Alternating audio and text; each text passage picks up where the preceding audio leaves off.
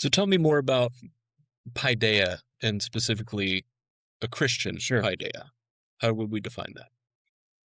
So Christian Paideia, it comes from in Ephesians 6, where Paul says to train your children up in the nurture and admonition of the Lord, Yeah. or in the instruction and discipline of the Lord. It's translated certain different ways in different translations. But the word there is Paideia. Hmm. It's just one word. So nurture and admonition, or instruction and discipline, is just one word, Paideia.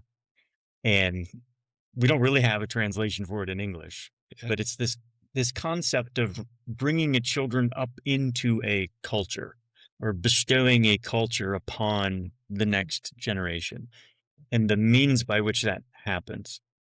And so this concept of Christian paideia comes from that verse. So train your children up in the paideia of the Lord, that there's this concept of raising a child up into the kingdom of God and giving him the tools necessary to function as he ought within the kingdom of God.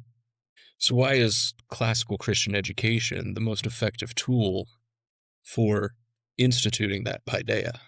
Because of the objective, pursuing virtue, and those 7 virtues that we talked about: prudence and temperance, fortitude, justice, faith, hope, and love. That encapsulates the Christian life and the Christian faith.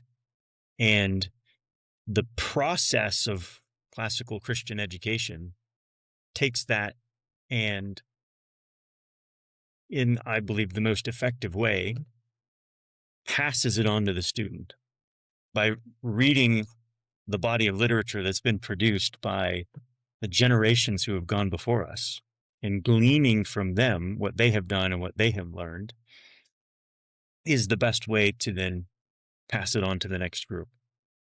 And so classical Christian education does that much better than, say, modern education, because the goal of modern education isn't that. It doesn't even try to do that. Sure. It tries to give you a skill that you can sell in the marketplace.